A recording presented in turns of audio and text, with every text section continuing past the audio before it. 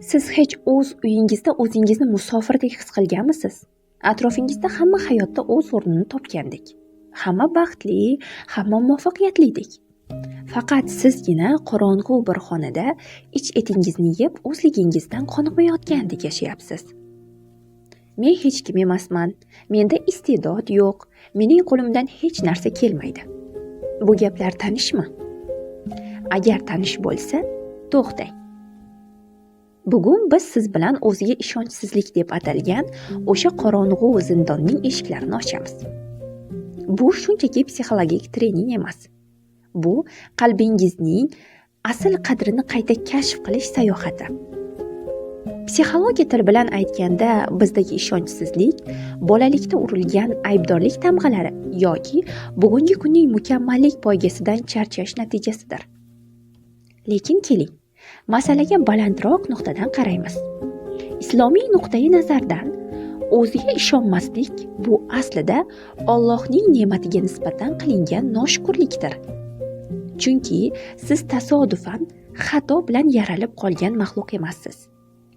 Siz olamlarning Robbi tomonidan eng go'zal suratda shakllantirilgan, yer yuziga o'z missiyasi bilan yuborilgan mufakkir bandasiz. O'zingizga bo'lgan ishonchni tiklash uchun kibrli bo'lish shart emas. Kibr bu o'zini boshqalardan ustun qo'yishdir. Biz istayotgan narsa esa izzat nafs, ya'ni o'zingizni Alloh aziz qilgan bandaga munosib tutishingizdir. Bilasizmi, eng buyuk ishonch qayerda yashirilgan? U tavakkul degan tushunchaning ichida. O'ziga ishonmagan inson hamma yukni o'z yelkasiga ortib oladi va uning og'irligidan eziladi. Mo'min esa o'z ojizligini tan oladi, harakat qiladi va natijani quvvatli zotga topshiradi. Mana shu tushuncha sizni men eplay olmasam-chi degan qo'rquvdan xalos qiladi. Agar Alloh sizga bir maqsadni ilhom qildimi, demak, unga yetish uchun kerakli kuchni ham berib qo'ygan.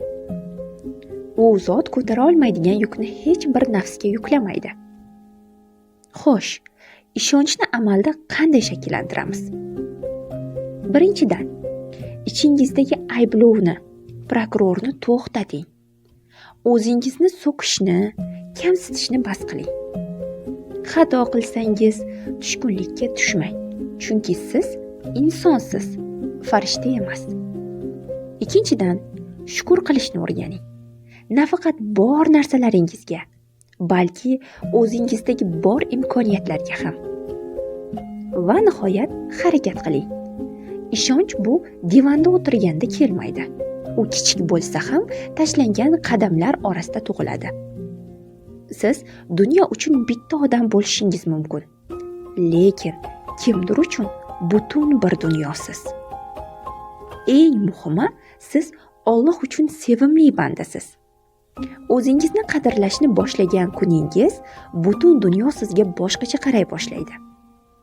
Chunki o'zini tanigan Robbisini ham taniydi.